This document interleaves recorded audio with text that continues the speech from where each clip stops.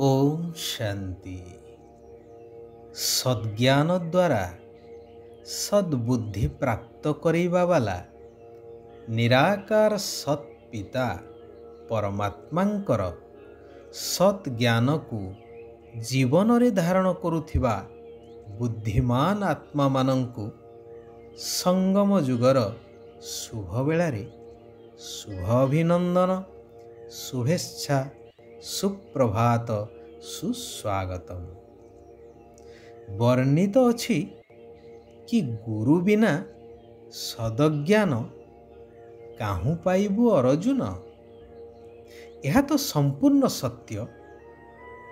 कौनसी भी विद्या आदि प्रदान करुथिबा व्यक्ति को शिक्षक बा गुरुंकर आख्या दिया जाइछि।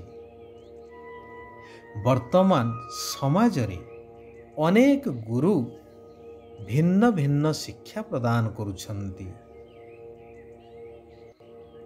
किंतु जहा कुहा जाइछि अर्जुनंकु कि सद्ज्ञानर कथा ताहा केवल सद्गुरु ही देई पारिबे, जद्वारा मुक्ति आउ जीवन मुक्ति प्राप्त होइथाए। एही सद्ज्ञान अन्य कौनसी देहधारी गुरु गोसेई साधु संत केही भी देई परिबे नाही। सेथिपाई गीतारे उल्लेख अछि कि यदा यदा हि धर्मस्य ग्लानिर्भवति भारते, तेणु स्वयं सद्ज्ञानदाता सद्गुरु निराकार परमात्मा को एई कलिजुगी धर्मग्लानिर समय रे अवतरित हेबाकु ही पड़ी थाए। सद्ज्ञान द्वारा आत्मारूपी अर्जुन मानंकु सद्ज्ञान प्रदान करी सद्गति प्राप्त करिबा पाई। सेथिपाई स्नेहरे कहुछंती, हे आत्मिक संतान माने तुमकु एबे आसुरी अवगुण छाड़ी ईश्वरीय गुण धारण करिबाकु हेबो। शिव बाबांक ठारू 21 जन्मर स्वराज्य नेबाकु हेबो, अर्थात सत्य आउ त्रेतया दुई जुगरे संपूर्ण सुख शांतिर संपत्ति को प्राप्त करिबाकु हेबो। बाबा कहुछंती, एई अविनाशी सृष्टि नाटक रे मोर अभिनय हेउछि समस्त आत्मा मानंकु ज्ञान ओ जोगर शिक्षा देबा पाई। मोर संतान हिसाब रे तुम संतान मानंकु मध्य एही अभिनय बा कर्तव्य करिबा आवश्यक।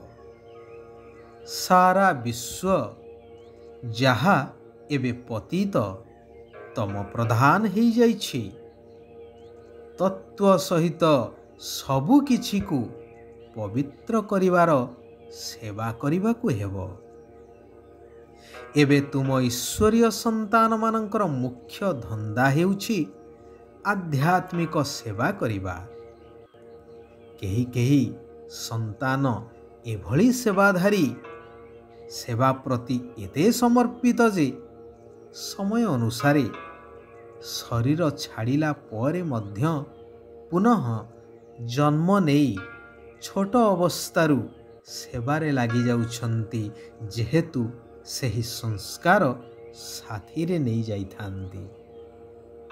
दिन को दिन तुमर सेवा आहुरी बढ़ी चलिबो। शेषरे समस्तंक मुखरु बाहरिबो, प्रकृतरे एबे भगवान आसी जाइछंती, अर्थात तुम संतान मानंक द्वारा विश्व पितांकर प्रत्यक्षता ही जीवो। जेतेबेले सर्वधर्मर मुख्य माने विश्व नेतृवृंद एहाकु मध्य बुझी जिवे। आपण मानंक स्मरण पाई पुनः स्मृति देउछि कि महामहिम राष्ट्रपति श्रीमती द्रौपदी मुर्मू जेतबळे पुत्र शोकरे अभिभूत होई ମାନସିକ ସ୍ତରରେ ସମ୍ପୂର୍ଣ୍ଣ ଭାଙ୍ଗି ପଡ଼ିଥିଲେ ଏବଂ ଆଧ୍ୟାତ୍ମିକତାର ସାହାରା ଖୋଜୁଥିଲେ, ସେତେବେଳେ ପ୍ରଜାପିତା ବ୍ରହ୍ମାକୁମାରୀ ଈଶ୍ୱରୀୟ ବିଶ୍ୱବିଦ୍ୟାଳୟ ତାଙ୍କୁ ଆଧ୍ୟାତ୍ମିକ ଜ୍ଞାନ ଓ ରାଜଯୋଗର ଶିକ୍ଷା ଦେଇ ଜୀବନର ବାସ୍ତବିକତାକୁ ଉପଲବ୍ଧି କରାଇ ମାନସିକ ସ୍ତରରେ ସମ୍ପୂର୍ଣ୍ଣ ଦୃଢ଼ କରାଇଥିଲେ। ଯେଉଁ ଜ୍ଞାନକୁ ସେ ଆଜି ପର୍ଯ୍ୟନ୍ତ ନିଜ ଜୀବନରେ ଧାରଣ କରି ଈଶ୍ୱରୀୟ ମର୍ଯ୍ୟାଦାକୁ ପାଳନ କରି ସେହି ଅନୁସାରେ ନିଜର ଶାନ୍ତ ସରଳ ନିଷ୍କପଟ ଜୀବନକୁ ଜନସେବାରେ ଉତ୍ସର୍ଗୀକୃତ କରିଦେଇଛନ୍ତି। ଭଗବାନ କହୁଛନ୍ତି, ଅମୃତ ବେଳା ବା ବ୍ରାହ୍ମ ମୁହୂର୍ତ୍ତରେ ଉଠି ନିରାକାର ପିତାଙ୍କୁ ସ୍ନେହର ସହିତ ମନେ ପକାଇ ଆତ୍ମ ଅଭିମାନୀ ହେବାର ପରିଶ୍ରମ କରିବାକୁ ହେବ। କାରଣ ଏବେ ଆମ ସମସ୍ତ ଆତ୍ମାମାନଙ୍କୁ ଏ ଶରୀରଠାରୁ ଅଲଗା ହୋଇ ଆତ୍ମିକ ଘର ପରମଧାମକୁ ଯିବାକୁ ହିଁ ହେବ। ଯୋଗ ବଳ ଦ୍ୱାରା ବିକର୍ମ ରୂପୀ କଳଙ୍କିକୁ ଛଡ଼େଇବାକୁ ହେବ। ସେଥିପାଇଁ ଘର ଗୃହସ୍ଥରେ ରହି ପଦ୍ମ ଫୁଲ ସମାନ ପବିତ୍ର ହେବାର ପୁରୁଷାର୍ଥ କରିବା ଦରକାର। ଯେପରି ଡାକ୍ତର ରୋଗୀର ନାଡ଼ି ଦେଖି ଔଷଧ ଦେଇଥାନ୍ତି, ସେହିପରି ତୁମ ସନ୍ତାନମାନଙ୍କୁ ପାତ୍ର ଦେଖି ଜ୍ଞାନ ଦାନ କରିବା ଆବଶ୍ୟକ। ଅପାତ୍ରରେ ଦାନ କରିବା ଅନୁଚିତ। ଶିବ ବାବା କହୁଛନ୍ତି, ଶିକ୍ଷକ ହେବା ସହିତ ଦୟାଶୀଳ ଭାବନା ଦ୍ୱାରା କ୍ଷମାଭାବ ଆଚରଣ କରୁଥିବା ମାଷ୍ଟର ଦୟାର ସାଗର ହୁଅ। ତେବେ ସମସ୍ତଙ୍କଠାରୁ ଆଶୀର୍ବାଦ ପ୍ରାପ୍ତ ହୋଇଯିବ। ନିଜର ଦୟାଶୀଳ ଭାବନା ଦ୍ୱାରା ଅନ୍ୟକୁ କ୍ଷମା କରିଦିଅ। ଯେଉଁ କ୍ଷମା ପ୍ରାପ୍ତ କରିଥିବା ବ୍ୟକ୍ତିଙ୍କ ପାଇଁ ଶିକ୍ଷା ପାଲଟିଯିବ।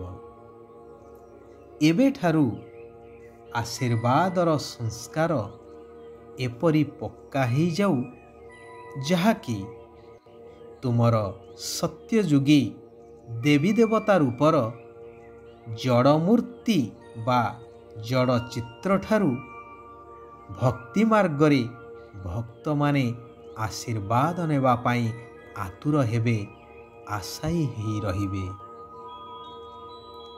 ପରମାତ୍ମାଙ୍କର ଆଶୀର୍ବାଦରେ ଯେଉଁମାନଙ୍କର ବୁଦ୍ଧି ରୂପକ ଝୁଲି ଭରପୁର ରହିଥିବ ବା ଯେଉଁମାନେ ପରମାତ୍ମାଙ୍କର ଆଶୀର୍ବାଦରେ ନିଜକୁ ଭରପୁର କରି ରଖିଥିବେ, ସେମାନଙ୍କ ନିକଟକୁ ମାୟା ଆସିପାରିବ ନାହିଁ।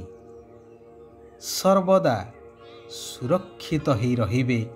ଯେପରି ମହାଭାରତରେ ବା ରାମାୟଣରେ ଆମେ ଦେଖିଛେ, ଆସୁରୀ ଶକ୍ତି ଯେତେବେଳେ ଦୈବୀ ଶକ୍ତି ଉପରେ ଆକ୍ରମଣ କରୁଥିଲେ, ରାମଚନ୍ଦ୍ର ନିଜର ଚତୁଃପାର୍ଶ୍ୱରେ ସୁରକ୍ଷାର ପବିତ୍ରତାର ବଳୟ ସୃଷ୍ଟି କରୁଥିଲେ। ଠିକ୍ ସେହିଭଳି। ଆଚ୍ଛା, ଆଜି ପାଇଁ ଏଇଠାରେ ଆମେମାନେ ବିରାମ ନେବା। ଆସନ୍ତାକାଲି ପୁନଃ ଆମେ ସମସ୍ତେ ଏକତ୍ରିତ ହେବା। ସେହି କଲ୍ୟାଣକାରୀ ପରମାତ୍ମାଙ୍କର କଲ୍ୟାଣକାରୀ ମହାବାକ୍ୟକୁ ଶ୍ରବଣ କରିବା, ନିଜ ଜୀବନରେ ଧାରଣ କରିବା, ନିଜକୁ ଦୈବୀ ଗୁଣ ସମ୍ପନ୍ନ କରାଇ ସମ୍ପୂର୍ଣ୍ଣ ପବିତ୍ର ପରିବର୍ତ୍ତନ କରାଇ ସାରା ବିଶ୍ୱକୁ ମଧ୍ୟ ପରିବର୍ତ୍ତନ କରିବାର ସେବା କରି ଚାଲିବା। ओम शांति। ओम शांति।